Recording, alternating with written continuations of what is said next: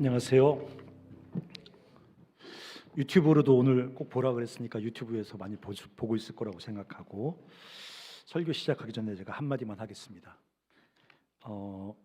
다음 주가 이제 겨울 수련회인데 월요일부터 겨울 수련회가 시작되는데 아마 어떤 수련회 어떤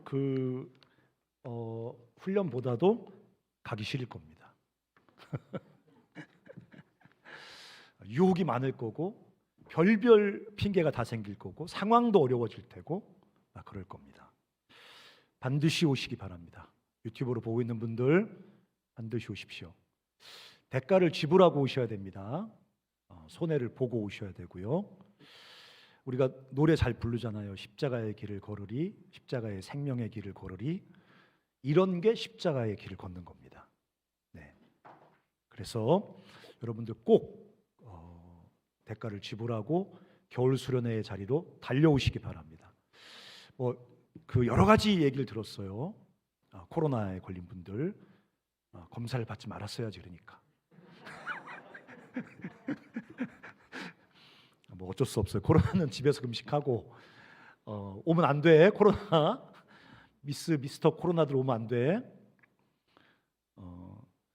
계절학기 왔다 갔다 하시기 바랍니다. 간 사람들께 태워달라 그러시고 돈이 차비가 얼마인지 모릅니다. 이럴 때 돈 쓰는 겁니다. 이럴 때. 그래서 여러분들 어떤 상황일지라도 다 금식 수련회에 달려오시기를 바라고. 아직 갈팡질팡하는 사람들이 있다고요? 우리 기도하는 우리 순자님 말씀하셨는데 갈팡질팡할 게 뭐가 있죠? 당연히 와야 됩니다. 꼭 오시기 바랍니다. 자, 오늘 느헤미야 1장 1절부터 11절까지 여러분과 함께 교독하겠습니다.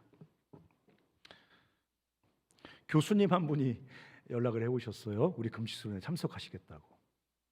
서원대 지도 교수님께서 참석하시겠다고. 우리가 교수님들께 다시 또 보냈습니다. 초대장을. 다들 오십시오. 그래서 여러분 주위에 또 좋은 믿음의 친구들 이런 분들 마지막까지 동기부여해서 이 하나님의 축제에 함께 오시기를 부탁을 드립니다.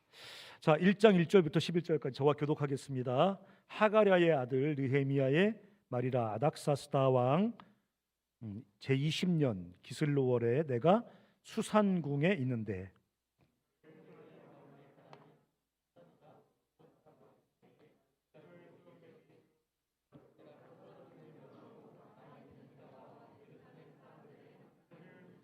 그들이 내게 이르되 사로잡힘을 면하고 남아있는 자들이 그 지방 거기에서 큰 환난을 당하고 능욕을 받으며 예루살렘 성은 허물어지고 성문들은 불탔다 하는지라. 지금 이게 무슨 얘기냐면 성경만 읽으면 이게 무슨 얘기인지 잘 모를 것 같아서 말씀을 드리면 지금 이 편지를 이 글을 쓰고 있는 느헤미야라는 사람은 페르시아라는 지금 이란 있죠? 이란이 옛날에 페르시아의 후예들이니까 페르시아라는 나라, 그 당시에 세계의 가장 강력한 수도 중의 수도였습니다.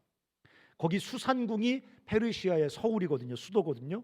거기 지금 잡혀 살고 있는데 거기 살고 싶어 살고 있는 게 아니라 옛날에 바벨론이라는 나라가 예루살렘을 작살내고 포로로 잡아갔단 말이에요.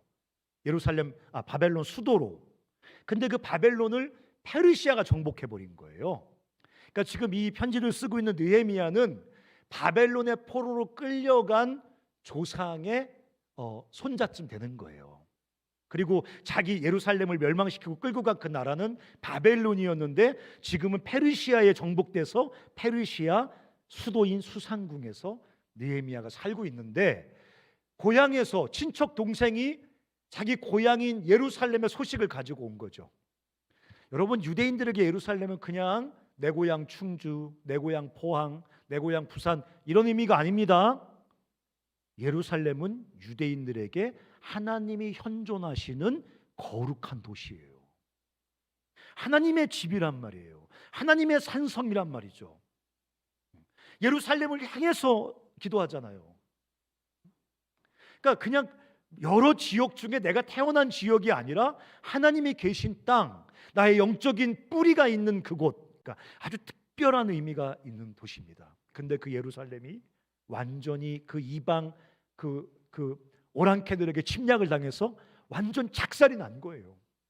불이 타버리고 성문은 부서지고 백성들은 죽임을 당하고 고통을 당하고 있다는 소식을 들은 겁니다. 그래서 4절에 내가 이 말을 듣고 앉아서 수일 동안 뭐 했어요? 슬퍼하며 하늘의 하나님 앞에 뭐 했습니까? 금식했습니다.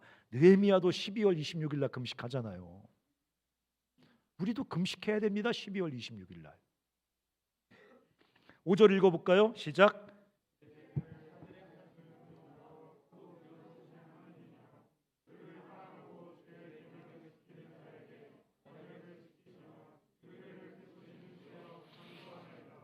이제 종이 주의 종들인 이스라엘 자손을 위하여 주야로 기도하오며 우리 이스라엘 자손이 주께 범죄한 죄들을 자백하오니. 왜 바벨론으로 끌려와서 페르시아의 노예로 포로로 잡혀 있느냐?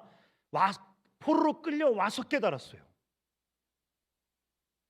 우리가 하나님께 범죄하여 약속의 땅 예루살렘에서 포로가 되어 이 이방 땅 바벨론 페르시아 땅에 끌려왔구나. 그걸 포로로 고통을 당하면서 깨달았어요. 그래서 이 얘기를 하는 거예요. 이스라엘 자손이 주께 범죄한 죄들을 자백하오니 주는 귀를 기울이시며 눈을 여시사 종의 기도를 들으시옵소서. 나와 내 아버지의 집이 범죄하여. 7절 읽어보세요.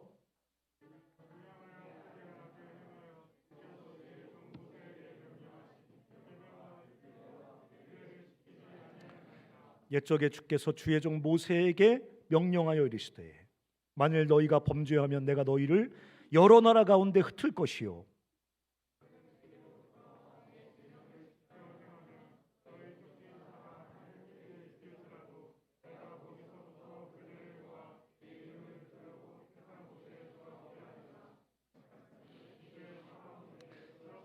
이 사람들이 바벨론의 포로가 되어서 페르시아 포로가 되어서 그동안 존재는 했지만 하나로 모아지지 않았던 구약 성경을 그제서 이제 모으기 시작했어요. 왜?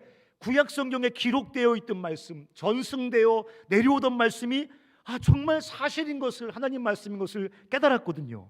너희가 범죄하면 내가 여러 나라 가운데 흩을 것이요 내게 돌아와 계명을 지켜 행하면 하늘 끝에 흩어져 있을지라도 다시 모으겠다는 이런 말씀들이 하나님의 신실하신 말씀인 것을 깨닫고 성경을 모으기 시작했단 말이에요. 하나님 말씀이 참으로 진실한 하나님의 음성인 것을 깨닫기 시작했다고요. 10절 읽어보세요. 10절 제가 읽겠습니다. 이들은 주께서 일찍이 큰 권능과 강한 손으로 구속하신 주의 종들이요 주의 백성이 아닙니까? 11절 읽으세요. 시작.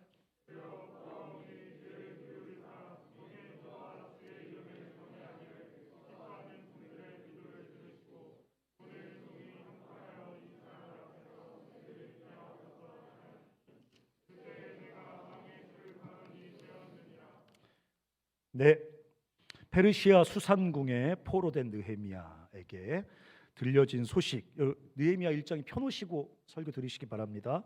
아까도 말했던 3절에 그들이 내게 이르되 사로잡힘을 면하고 남아있는 자들이 그 지방 거기에서 큰 환난을 당하고 능욕을 받으며 예루살렘 성은 허물어지고 성문들은 불탔다 하는지라. 정말 절망적인 소식이죠.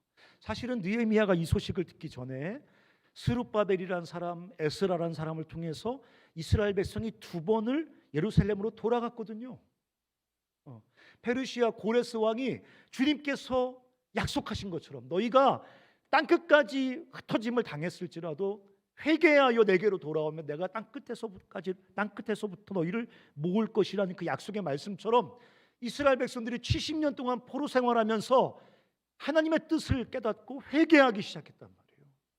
그러니까 하나님께서 이스라엘 백성들을 그 페르시아 그 포로 생활에서 예루살렘으로 데리고 오셔. 페르시아 고레스라는 황제가 이걸 돌아가. 그렇게 가고 싶으면 고향에 돌아가서 성전 짓고 니들이 믿는 여호와를 섬겨. 그 대신 나와 내 왕자들이 건강하도록 기도해 하고 갑자기 이방의 왕이 이스라엘 백성을 돌려보내는 거예요.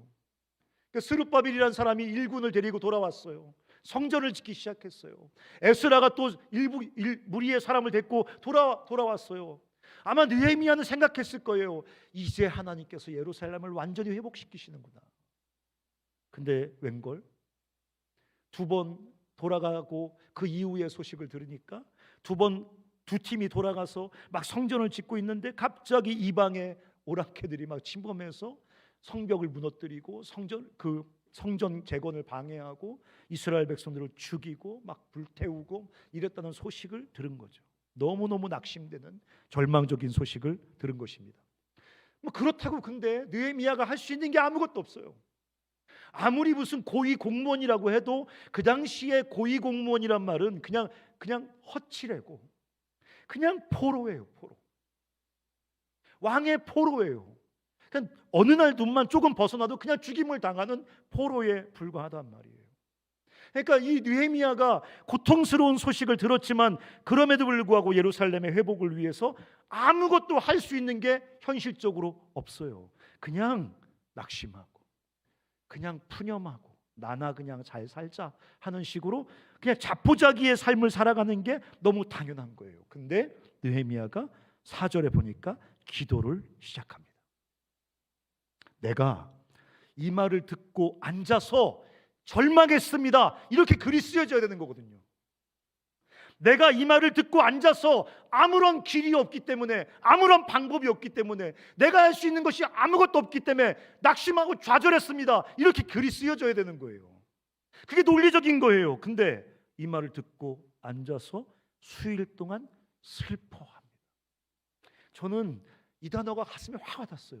슬퍼할 줄 알아요. 우리 시대는 슬픔을 다 거세해버린 시대예요. 눈물을 다 거세해버린 시대예요. 왜? 구원에 대한 소망을 잃어버렸으니까. 슬픔은 그냥 쓸데없는 감정의 찌꺼기 같은 거예요. 슬퍼하면 뭐해? 그죠? 슬퍼한다고 뭐가 달라져? 구원과 회복의 소망을 잃어버리니까 슬픔조차도 사치예요, 그냥. 근데 느헤미야는 수일 동안 앉아서 울며 슬퍼합니다. 그리고 그 강력한 감정인 슬픔은 하나님 앞에 금식하며 기도하는 기도로 연결이 됩니다. 이게 위대한 메커니즘이거든요. 왜 기도하지 않죠? 슬픔이 사라졌어요. 왜 기도하지 않죠? 지독하게 가슴이 깨어지는 고통이 사라졌어요. 슬퍼하지 못해요. 고통하지 못해요. 그냥 어떤 정상이라는 어떤 포장지에 자기네 절망과 낙심을 이렇게 포장해서 감추고 그냥 조용한 절망의 삶을 살면서 그냥 꾸역꾸역 살아요. 자기를 위해서 아무런 소망도 없이, 아무런 기도도 없이, 아무런 탄식도 없이 그냥 꾸역꾸역 그냥 일상을 살아요. 왜 슬퍼하지 않는다고요? 소망을 상실했거든요.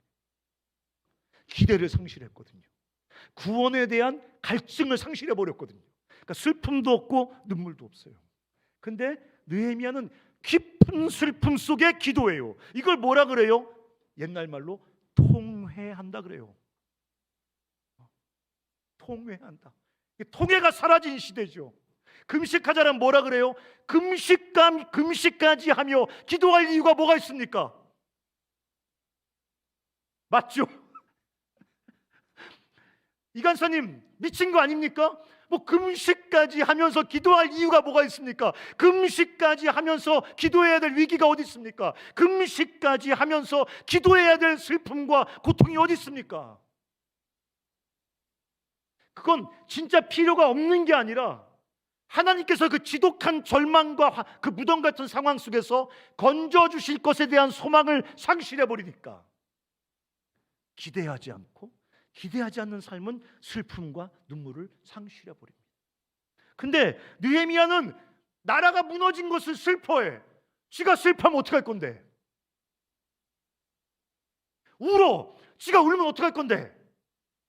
절망했으면 슬퍼하지 않을 거예요. 절망했으면 울지 않았을 거예요. 그냥 슬쩍, 아이고 뭐 내가 뭐 기도한다고 뭐 내가 고위공무원이라고 뭐 할 수 있겠어? 그냥 슬쩍 절망을 포장하고 그러려니 살 겁니다. 근데 울어요. 막 가슴을 찢어요. 왜? 소망이 있거든요. 소망이. 그러니까 그 소망의 대상이신 살아계신 하나님께 슬퍼하며 기도하기 시작합니다. 그가 드린 기도의 내용을 보면 너무 무모해요. 여러분 9절 10절 보십시오. 9절 10절. 만일 내게로 돌아와 내 계명을 지켜 행하면 너희 쫓긴 자가 하늘 끝에 있을지라도 내가 거기서부터 그들을 모아 내 이름을 두려고 택한 곳에 돌아오게 하리라 하신 말씀을 이제 청하건대 기억하시옵소서. 무슨 말입니까? 하나님이요, 범죄하여 페르시아의 노예로 살아가는 이 백성들을 예루살렘으로 돌이켜 주시옵소서. 이 얘기거든요. 예루살렘에 돌아가서 언약 백성으로, 하나님의 백성으로 다시 우뚝 서게 해주십시오. 이게 기대할 수 있는 겁니까? 이건 불가능한 거예요. 이건 느헤미야라는 사람이 꿈꿀 수 있는 게 아니에요. 아니 느헤미야가 아니라 어떤 인간도 꿈꿀 수 있는 게 아니에요. 가능한 게 아닙니다. 여러분, 페르시아는요, 이스라엘 백성이요, 독립운동 일으켜서 개길 만한 대상이 아니에요. 우리는 일본을 만만하게 보잖아요. 전 세계에서요, 일본을 개똥으로 여기는 나라가 우리나라밖에 없는 거 아십니까? 중국을 짱깨라고 부르면서 우습게 여기는 나라 세계에 우리나라밖에 없습니다.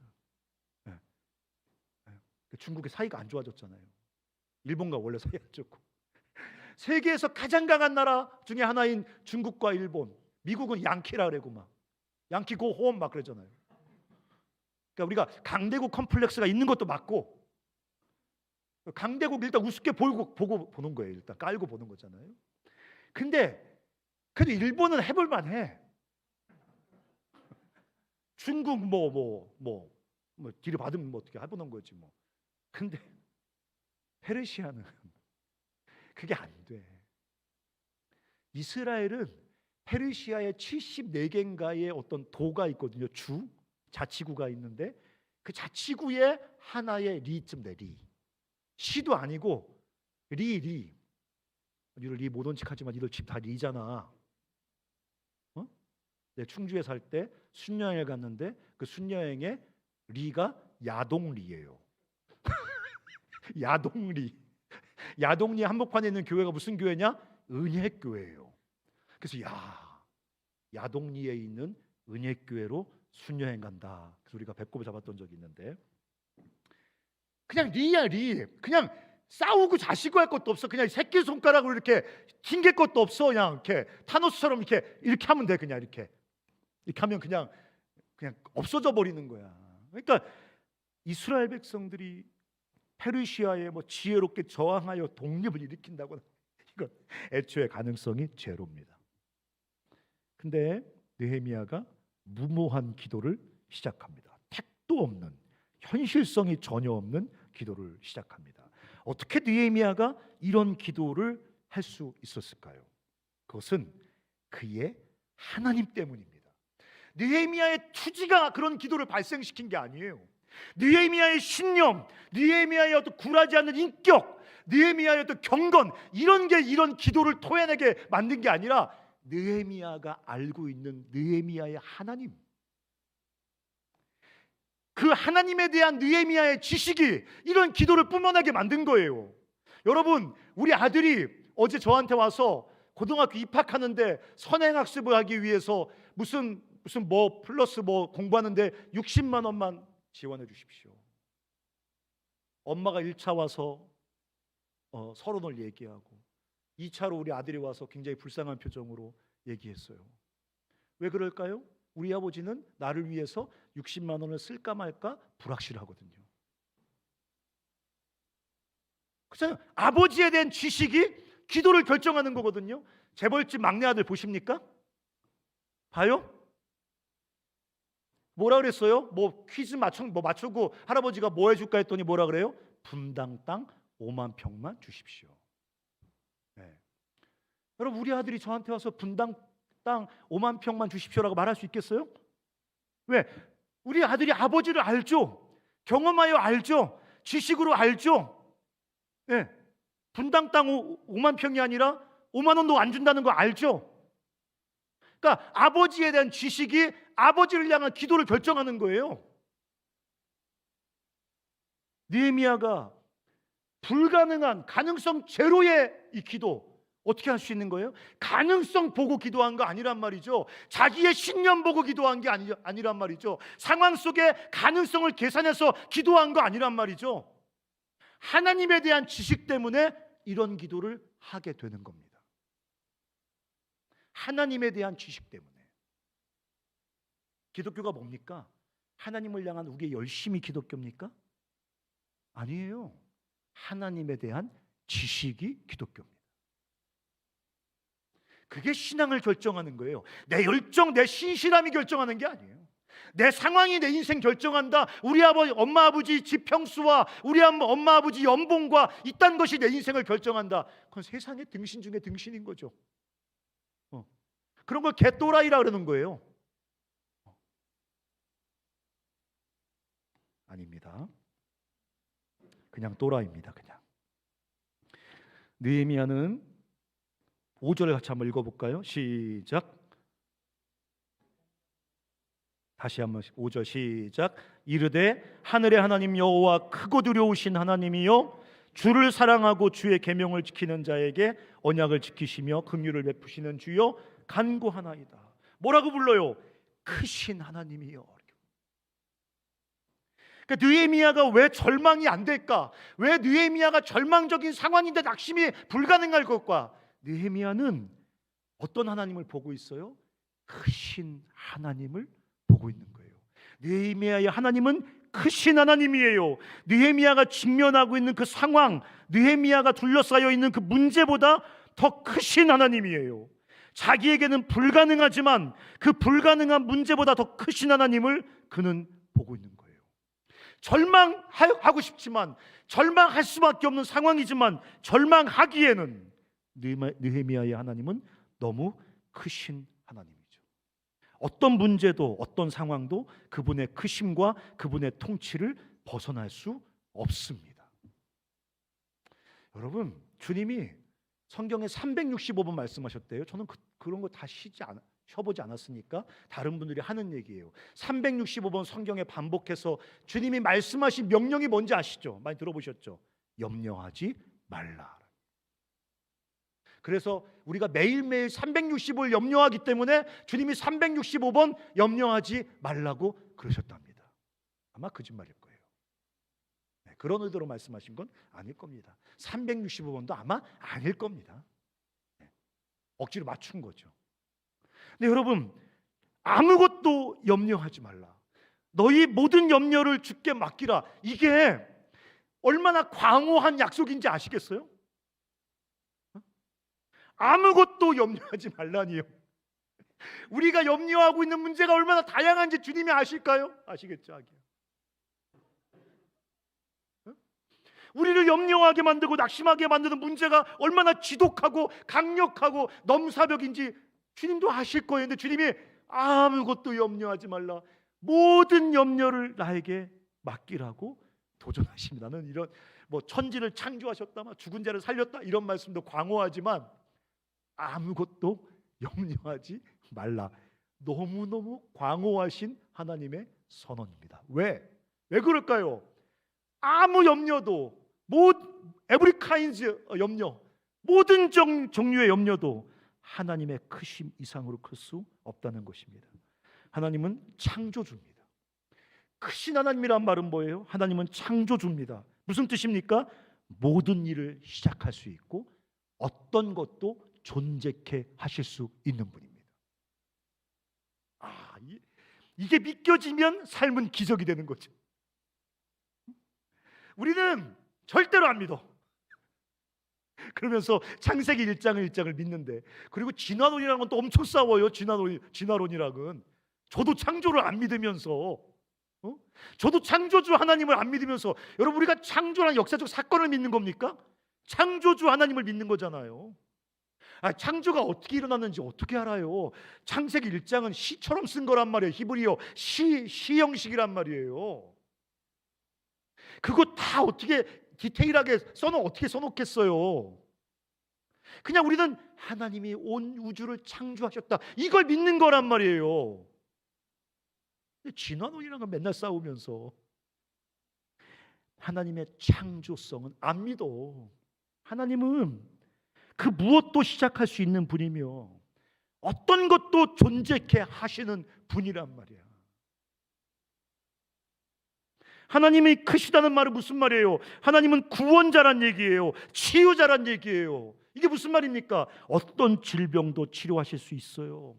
어떤 굽은 것도 바르게 피실 수 있어요. 아무리 망가진 것도 온전하게 회복할 수 있어요. 죽은 자도 살릴 수 있어요. 그게 주님은 구원자란 말이에요. 그게 주님은 크시다는 말의 의미예요.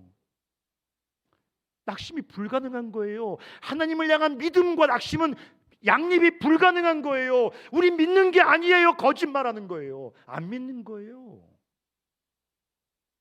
꼭 안 믿는 것들이 쌈박질만 하려고 그래요.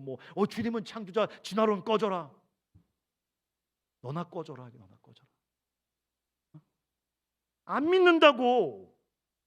주님은 완성자예요. 이게 무슨 말이에요? 실패하거나 좌절하지 않고 그분이 계획하신 것, 시작하신 구원을 완성하세요. 우리가 아무리 띨뻥해가지고 맨날 넘어지고 자빠지고 쓰러지고 유혹에 넘어져서 죄짓고 맨날 그 짓 해도 주님이 좌절하지 않고 실패하지 않고 우리를 향한 주님의 구원을 완성하시는 분이란 말이에요. 주님이 크시다는 말은 나의 창조주, 나의 구원자, 나의 완성자이시기 때문에 이걸 믿는 사람이 어떻게 낙심이 가능해요? 낙심이 스멀스멀 솟아오르다가도 이 믿음에 질식해서 죽어버려요. 그러니까 느헤미야가 죽은 시체처럼 무너져버린 그 민족의 부활을 위해 기도할 수 있는 거예요. 무덤처럼 절망적인 상황 속에 갇힌 민족을 위해 기도할 수 있는 겁니다. 그는 크고 두려우신 크신 하나님을 보고 있는 거예요. 또 느헤미야의 하나님은 두 번째, 아까 5절에 읽었던 것처럼 긍휼을 베푸시는, 언약을 지키시며 긍휼을 베푸시는 주여 간구하나이다 그러거든요. 크신 하나님일 뿐만 아니라 그의 하나님은 언약을 지키시고 긍휼을 베푸시는 분이에요. 크신 하나님이라는 말에서는 어떤 명제가 나와? He can do it. 그분은 그것을 할 수 있다. 하나님이 사랑이라는 지식에서 어떤 명제가 나와? He will do it. 하나님은 그것을 하실 것이다. 할 수만 있으면 뭐해? 하고 싶어 하지 않으면 무슨 의미가 있냐고. 내 기도를 들어주실 수 있는 분이야. 근데 들어주기를 기뻐하지 않으면 무슨 의미가 있냐고. 근데 느헤미야의 하나님은 크신 하나님일 뿐만 아니라 사랑의 하나님이에요. 우리를 긍휼히 여기시는 사랑의 하나님이라고. 느헤미야는 이 하나님을 알고 있었습니다. 무력하고 초라하지만, 자신은 무력하고 초라해서 자신의 바람을 이룰 수 없는 초라한 존재지만, 그런 자신의 기도에 귀를 기울이시는 하나님, 우리의 기도에 응답하시는 하나님, 우리의 기도를 기뻐하시고 우리 구한 것에 오히려 넘치게 응답하시는 사랑의 하나님을 느헤미야는 알고 있었습니다. 심지어 자신보다 자신의 필요와 상황을 더 잘 아시는 주님, 그리고 구하고 생각하는 것에 늘 넘치게 응답하시오. 나 이렇게 구했는데 더 중요하고 더 필요하고 더 온전한 것을 주신다고. 여러분, 우리가 기도한 대로 주님이 응답하셨다. 인생 골로 가는 겁니다. 주님, 저놈과 결혼하게 해주시옵소서. 그놈과 결혼하면 골로 가는 거예요. 주님, 좀 돈 좀 이빠이 주세요. 돈 이빠이 주면 골로 가는 거예요. 주님이 우리의 기도를 들으시는 것뿐만 아니라 우리 기도를 들으시고 우리가 구하고 생각하는 것에 더 넘치도록, 더 온전한 것으로, 더 완전한 것으로 우리에게 날마다 공급해 주시는 신실하신 사랑의 주님이라는 것입니다. 그래서 느헤미야가 절망할 수 없는 거죠. 느헤미야는 너무 초라해서 이 상황에 대해서 아무것도 할 수 없지만, 전능하신 내 하나님께서 내 이 초라하고 연약하고 평범하고 그냥 겨자씨처럼 세상에 너무 흔한 한 사람에 불과하지만, 그런 나의 기도를 가슴으로 들으시고 반응하시고 사랑으로 응답하시는 걸 느헤미야가 알고 있었기 때문에 절망하지 않고 불가능해 보이는 민족의 회복과 부흥을 위해 기도할 수 있습니다. 여러분, 누가복음 18장에 이런 예화가 나오지 않습니까? 한 성에 재판관이 있는데 하나님을 경외하지도 않고 사람들을 불쌍히 여기지도 않는 불의한 재판관이 나온단 말이에요. 기억나시죠? 한 과부가 와서 내 원수를 갚아달라고 날마다 찾아와서 기도해요. 간구해요. 그러니까 불의한 재판관이 뭐라 그럽니까? 나는 하나님을 경외하지도 않고 사람을 소중히 여기지도 않지만 들어주지 않으면 날마다 나를 위해 찾아와서 번거롭게 할 것이기 때문에 내가 응답해야겠다 하면서 성경에 뭐라고 써 있습니까? 하나님께서 강청하는 자에게 기도를 들어주시지 않겠냐. 이걸 잘못 이해해서, 이건 역설인데 잘못 이해해서 우리가 강청해야 하나님 들어주시는구나 그렇게 생각하는 사람들이 있습니다. 하나님은 불의한 재판관과 대조시키는 거예요. 하나님 우리가 간절히 구해야 응답하시는 분 아닙니다. 강청하고 수위가 채워져야 응답하시는 분 아니라는 것입니다. 하나님은 때로는 너무 연약한 기도, 삐딱한 기도, 못 미치는 기도, 어린아이의 옹알이 같은 기도를 들으시고, 기도 속에서 우리의 필요를 읽어내시고, 기도 속에서 우리의 상황을 읽어내시고 우리의 필요에 진짜 반응하시는 살아계신 하나님이란 말이에요. 우리를 긍휼히 여기시고 우리와 함께 아파하시고 탄식하시며 우리와 함께 우시며 우리의 기도에 응답하신다는 것입니다. 우리의 기도에 응답하시는 것이 그분의 가장 큰 기쁨이에요. 때로는요, 너무 힘들어서 기도도 못할 때가 있어요. 그럴 때 있으셨어요? 요즘은 어려도 그런 고통을 경험하기도 하잖아요, 그렇죠? 너무 고통스러워서 뭐를 기도해야 될지도 모르겠어요. 기도해야 되겠다는 생각도 나지 않고 그냥 삶이 무너지고 탄식만 쏟아져 나올 때가 있습니다. 그때 성경에 뭐라고 써 있습니까? 말할 수 없는 탄식으로 성령이 친히 우리를 위해 기도하신대요. 기도할 힘조차 잃어버린 채 무너져 있을 때 주님이 그런 우리를 끌어안으시고 탄식하며 우리를 위해 간구하신다.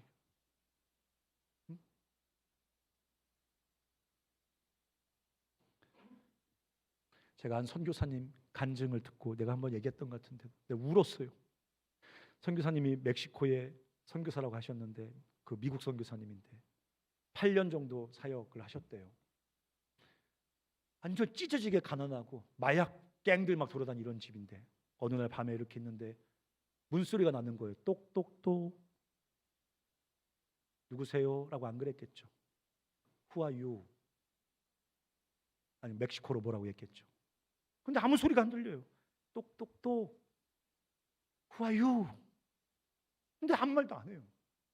그래 가서 문을 삐꼭 열어보니까 요만한 애가, 여자애가 완전히 얼굴이 막 그 떼꼬장물 해가지고 옷은 그지같이 해갖고 맨발로 와서 서 있는 거예요. 울면서 말도 못하고. 그러니까 그 8년 사셨으니까 거기에 버려지고 엄마 아빠 납치되어 죽고 막 이러면 애들이 막 길거리에 떠돌아다니니까 내가 얼마나 갈 데가 없으면 이미 셋이나 입양을 했거든요. 그 선교사님이. 근데 걔를 또 입양했어요. 그래서 입양해서 애를 씻기고 매일 방을 하나 주고 콜 데디 아빠라고 불러 하면서 이제 걔를 이제 입양했어요. 얼마나 착한지 몰라요. 근데 얼마나 눈치를 또 보는지 몰라요. 뭐 하나 어긋난 행동을 하지 않아요. 늘 고마워하고 감사해야 하고 늘 감격해야 하고.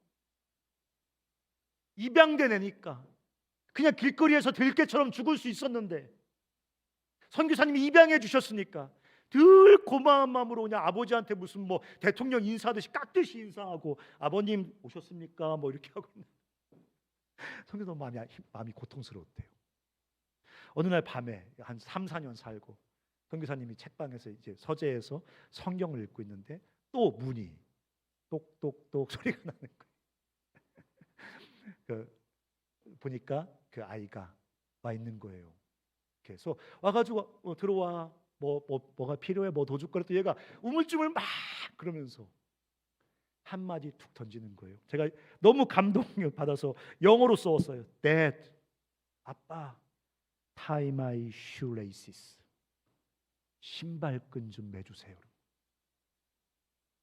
그거를 Dad, tie my shoelaces.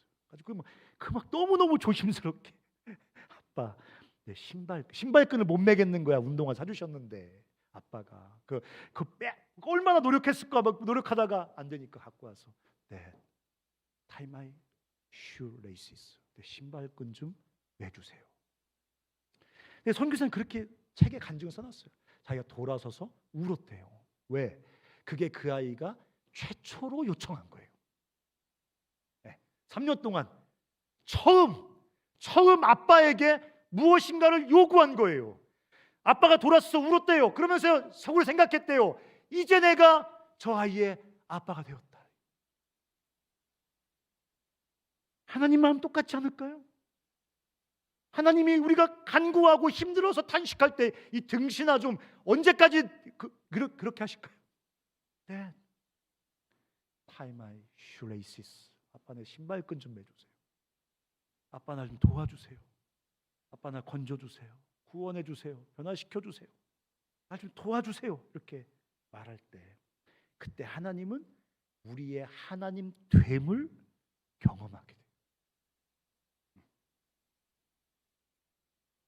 우리의 문제와 상황보다 크신 우리 아버지 하나님, 우리를 긍휼히 여기시는 그 사랑의 하나님, 그 하나님을 바라볼 때 참된 기도가 거기서 시작됩니다.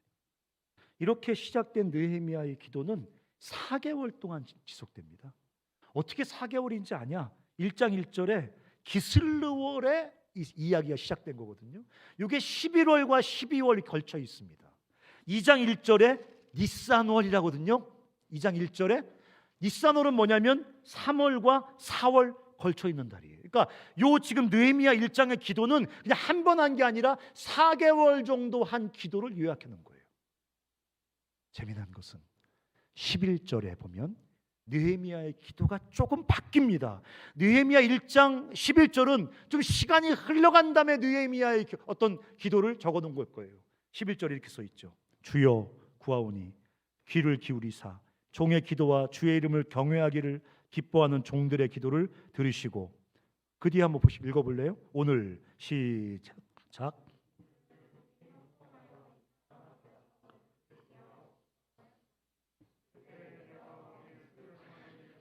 네, 오늘 종이 형통 성공하게 해주셔서 이 사람들, 페르시아 왕마라는 거거든요. 왕과 왕비, 이 사람들 앞에서 은혜를 입게 해주십시오. 이게 무슨 말일까? 하나님의 은혜 이런 게 아니야. 지금 느헤미야는 뭔가를 왕에게 부탁하려고 하는 거야. 그래서 왕이 그걸 허락해 줘야 돼. 허락하기 어려운 거란 말이야. 하나님 도와주셔서 내가 왕에게 이거 부탁할 텐데 그걸 왕에게 허락받게 해주십시오. 지금 느헤미야 1장에 같이 나오는 기도지만 처음에 시작한 기도와 11절의 기도는 많이 다른 기도입니다. 지금 11절의 기도는 느헤미야 안에 무슨 플랜이 세워졌어요. 구체적인 플랜. 그게 뭔지는 2장에 나오는데 여러분 2장 5절 한번 보실래요? 2장 5절. 2장 5절에 보면 이렇게 써 있습니다. 왕에게 아뢰되 왕이 만일 좋게 여기시고 종이 왕의 목전에서 은혜를 얻어 싸우면 나를 유다 땅 나의 조상들의 묘실에 있는 성읍에 보내어 그 성을 건축하게 해주시옵소서. 여러분 잘 이해해야 됩니다. 느헤미야가 처음에 기도할 때는 예루살렘에 갈 생각이 있지 않았습니다. 갈 수도 없어요. 가면 뭐 할 겁니까? 처음에 기도를 시작할 때 느헤미야가 예루살렘에 내려가서 예루살렘 성벽을 재건해야겠다 그런 생각 품고 기도한 게 아니란 말이에요. 그런 생각이 전혀 머리에 there is no 없었어요. 6절 7절 쭉 읽어보면 기한을 정하고 그리고 가서 성벽을 치려면 나무가 필요한데 예루살렘 불타버려서 나무가 없거든요. 왕의 목재 맡은 장관에게 그 명령하셔서 나에게 목재를 주게 해주십시오. 또 그 가는 길에 그 예루살렘 재건을 싫어하는 이방 족속이 사는데 그들이 나에게 시비 걸지 않도록 왕께서 조서를 써주시옵소서.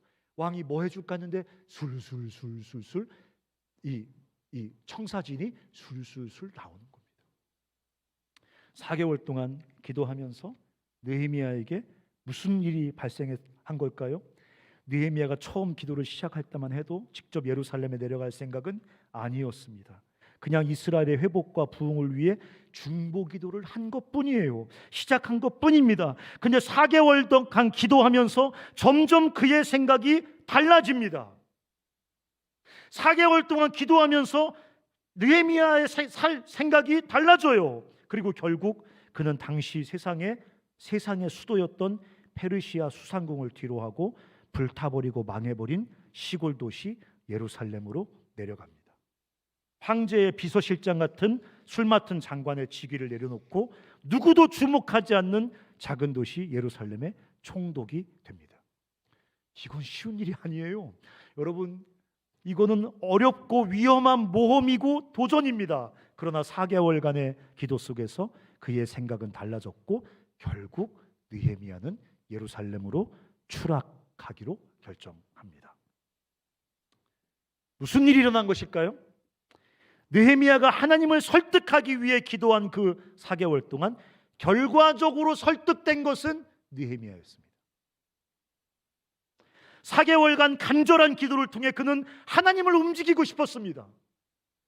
근데 결과적으로 하나님의 뜻과 인도하심을 따라 움직이게 된 것은 느헤미야 자신이었습니다. 예루살렘을 재건하고 이스라엘 백성들에게 위대한 영적 부흥을 주시려는 하나님께서 그것을 이루기 위해 느헤미야를 기도 중에 설득하시고 움직이신 것이죠. 느헤미야의 기도를 통해서. 기도는 하나님이 일하시는 시간입니다. 하나님께서 우리를 설득하시고 그래서 결국 하나님의 뜻과 계획대로 우리를 움직이는 시간이 기도 시간입니다. 우리가 기도할 때 정말 얻는 유익이 무엇일까요?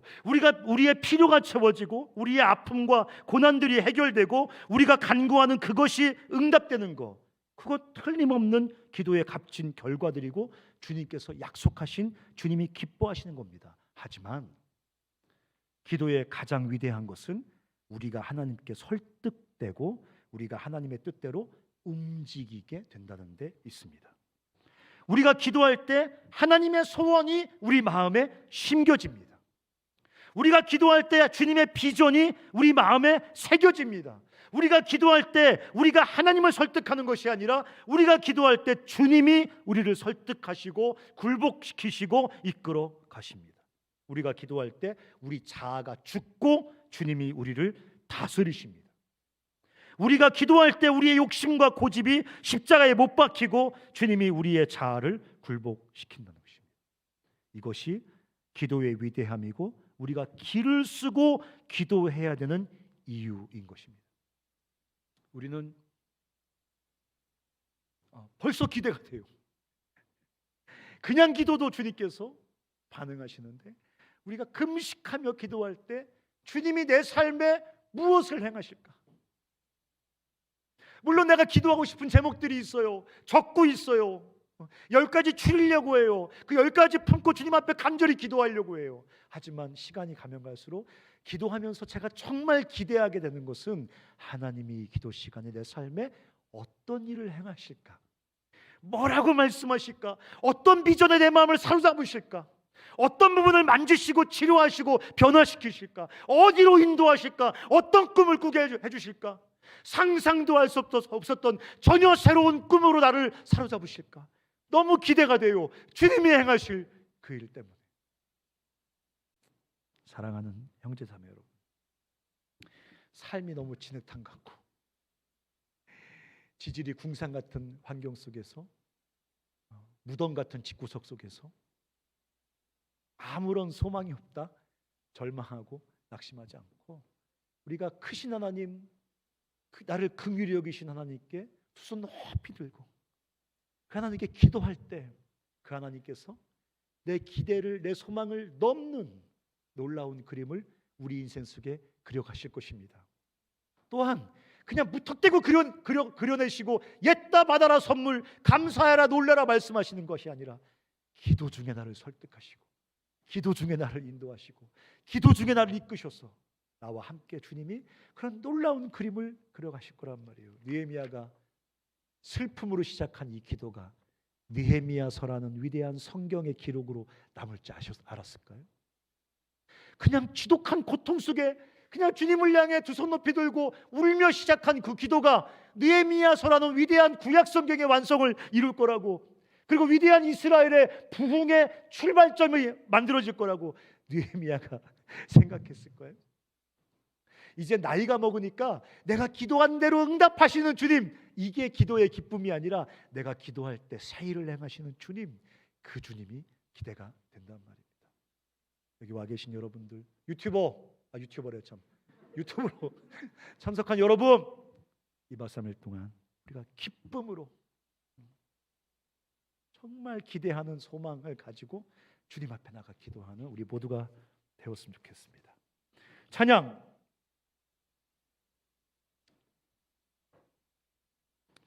우리 함께 기도해 그 찬양할까요?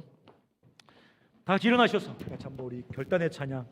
그래서 여러분 열심히 기도하시기 바랍니다. 2박 3일만 기도하지 마시고 매일매일 기도 시간을 정해서 기도해야 돼요. 기도 시간을 많이 가져야 돼요. 간사님 바빠 죽겠는데 무슨 기도해요? 뒤져라 나가서. 아니 그 뒤지는 거라고. 그게 기도한 시간이 없다고. 이 생명의 시간, 주님이 우리를 만지시는 시간, 주님이 우리를 빚어가는 이 시간을 못 내고 내가 몸부림치고 공부하고 노력해서 뭐 할 건데, 뭐를 만들어낼 건데. 너희들이 주님 같은 창조자야? 너희들이 애쓰고 해서 창조할 너희들의 인생에 그리 소망이 있어? 난 소망 없어. 내가 만드는 내 인생, 난 소망 없다고. 그래서 기를 쓰고 기도 시간을 내서 주님 앞에 두 손들 높이 들고 기도한다고. 왜? 그분 나의 창조주이시거든. 그분 나를 사랑하시고 긍휼히 여기시는 그분 나의 구원자시거든. 그분의 창조와 구원이 기도 시간에 이루어지거든. 우리가 그래서 기도의 용사라고 부르는 거야. 기도하는 사람을 통해서 주님이 세상에 새롭고 거룩한 창조를 이루어 가시거든. 부족하고 초라해도 느헤미야에게 그리 하셨던 것처럼 우리를 통해 세상을 구원하시거든. 어떤 사람? 기도하는 사람들. 뭐 1년 동안 새벽 기도 안 나가도 괜찮아. 연말에 미친놈들처럼 모여가지고 2박 3일 동안 금식하며 기도하는 것, 너희들의 기도의 지경을 또 한 단계 높여주실 거라고. 그 페이스 잊지 말고 기도 겨울소년회 끝나면 나가서 줄기차게 주님 앞에서 계속 기도의 용사로 살아가는 거예요. 같이 한번 이 찬양하면서 우리가 그렇게 기도하는 사람으로 주님과 함께 살겠다는 결단을 담아서 이 찬양하겠습니다.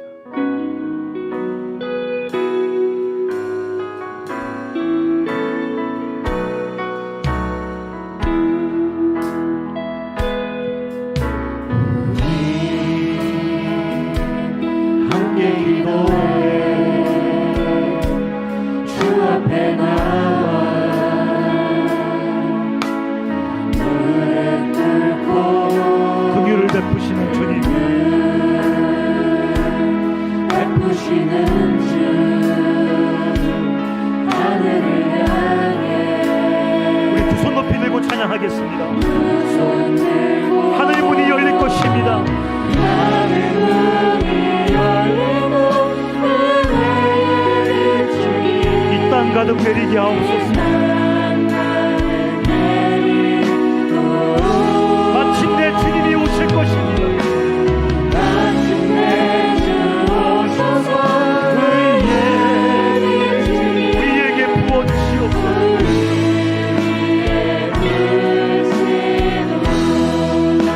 우리 함께 기도해. 주 앞에 나옵니다. 주 앞에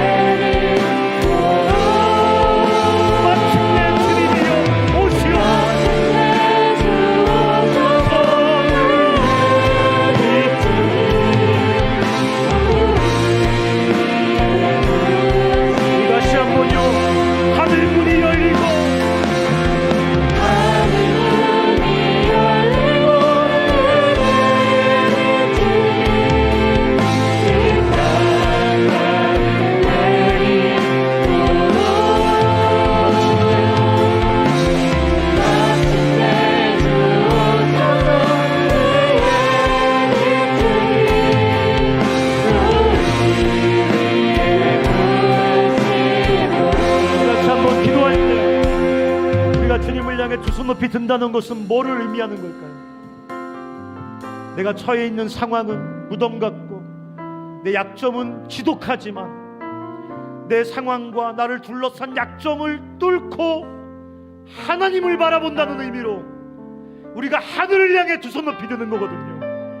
나의 소망은 하나님께 있습니다. 크신 하나님, 긍휼을 베푸신 하나님이 무덤 같은 내 상황을 이기시고 지독한 내 약점을 깨뜨리시고 나를 변화시켜 나를 세워 나를 구원하고 나를 치료하여 열방을 새롭게 하시는 당신의 종으로 내 삶을 우뚝 세울 거라는 소망 중에 우리가 주님 앞에 기도하는 것입니다. 우리가 이 시간 기도할 때 주여 낙심하지 않고 기도하게 하여 주시옵소서. 주여 절망하지 않고 기도하게 하여 주시옵소서. 주여 포기하지 않고 기도하게 하여 주시옵소서. 평생 소망 중에 기도하며 주님과 함께 세상을 바꾸는 기도의 용사들이 다 되게 하여 주시옵소서. 멈추었던 기도의 강줄기가 다시 흐르게 하여 주시옵소서라고 기도하겠습니다. 살아계신 아버지 기도합니다. 기도합니다. 크신 하나님께 긍휼의 하나님께 기도합니다. 소망 중에 기도합니다. 어려움 중에 기도합니다. 낙심하지 않고 기도합니다. 포기하지 않고 기도합니다. 절망하지 않고 주여 주님을 찬양합니다. 크신 하나님을 찬양합니다. 주의 하나님을 찬양합니다. 주여 우리 기도의 용사로 만들어 주시옵소서. 기도의 용사로 만들어 주시옵소서. 어떻게 주님과 함께 세상을 바꾸게 하여 주시옵소서. 낙심하지 않고 기도하게 하여 주시옵소서. 절망하지 않고 기도하게 하여 주시옵소서. 포기하지 않고 기도하게 하여 주시옵소서. 살아계신 아버지, 우리가 아버지 하나님 평생을 살아가면서 낙심하지 않고 기도하고 포기하지 않고 아버지 하나님 멈추지 않고 기도하고 기도의 용사로 하나님과 함께 세상을 걷는 하나님의 사람의 삶을 살아갑니다. 주여 역사하여 아버지 하나님 하늘 우리가 한 가지 더 이어서 기도할 때 주여 우리가 다음 주부터 시작하는 겨울 수련회에 하늘 문을 열어주시옵소서. 은혜의 빗줄기가 내리게 하여 주시옵소서. 은혜가 아버지 하나님 기도하는 사랑하는 주의 이 젊은 청년들 종들 머리 위에 장대비처럼 내리게 하여 주시옵소서. 우리가 포기하지 않고 기도하는 사람들, 낙심하지 않고 기도하는 사람들, 절망하지 않고 기도하는 기도의 용사들로 다 거듭나게 도와주시고 금식하며 기도하는 중에 하나님의 뜻 앞에 사로잡히고 하나님의 뜻 앞에 우리가 굴복하는 진짜 은혜가 임하게 하여 주시옵소서라고 우리 한번 겨울 금식 수련회 위해서 한번 기도하겠습니다. 살아계신 아버지 하나님이여 하늘의 문을 열어주시옵소서. 하늘의 문을 열어주시고 은혜의 빗줄기가 장대비처럼 내리게 하여 주시옵소서. 아버지 하나님 은혜의 빗줄기가 장대비처럼 내리게 하여 주시옵소서. 우리가 금식하며 기도할 때 변화되게 하여 주시옵소서. 구원받게 하여 주시옵소서. 치유되게 하여 주시옵소서.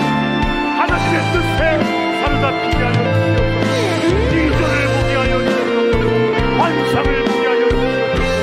아버지의 뜻에 사로잡히게 하여 주시옵소서.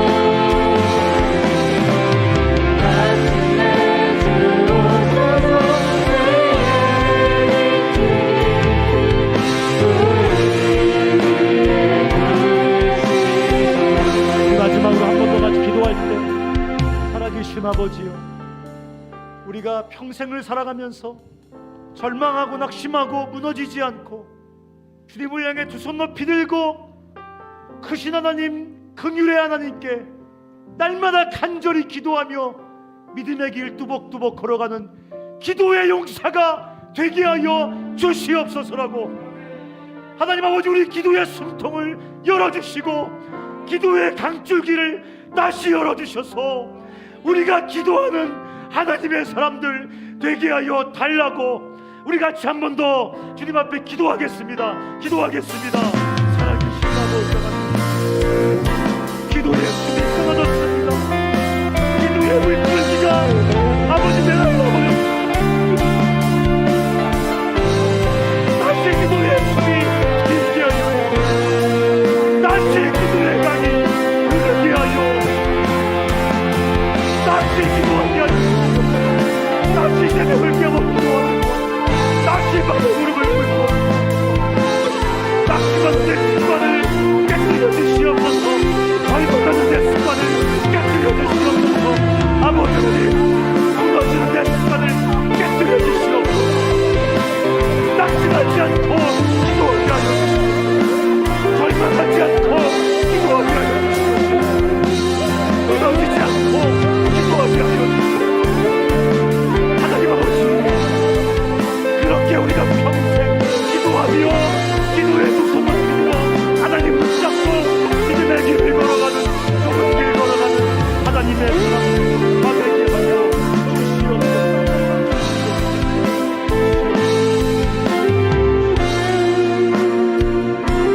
여러분, 우리에게 아주 못된 습관이 있습니다. 기도하지 않고 낙심하는 습관이 있습니다. 기도하지 않고 절망해버리는 습관이 있습니다. 기도하지 않고 포기하는 습관이 있습니다. 기도하지 않고 머리만 굴리는 습관이 있습니다. 기도하지 않고 안 된다고 결론 내려버리는 더러운 습관이 있습니다. 그 옛날에 그 우리 무슨 넷플릭스 영화에 나온 것처럼 사탄 들린 겁니다. 그런 게 귀신의 역사입니다. 주님, 자꾸 절망하고 포기하는 습관을 깨뜨려 주시고, 자꾸 무너지고 좌절하는 이 더러운 습관을 깨뜨려 주시고, 단식하며라도 두 손 높이 들어 하나님 붙잡고 기도하는 거룩한 습관이 내 안에 다시 시작되게 하여 주시옵소서라고.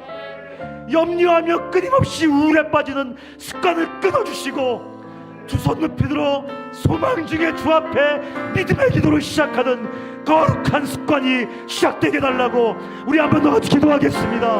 살아계신 아버지, 낙심하는 습관, 절망하는 습관, 염려하는 습관, 무너지는 습관, 안 된다고 말하는 습관, 포기하는 습관, 이 더러운 습관을 끊어주시고, 기도하는 습관, 뒤에 붙잡고 단식하는 습관, 뒤에 붙잡고 우는 습관, 기도하는 습관,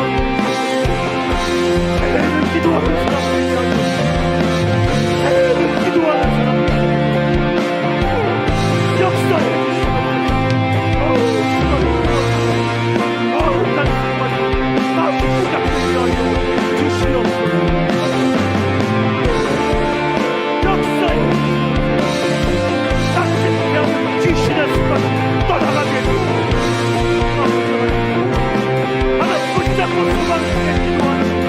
하나님의 거룩한 습관이 내 안에 있게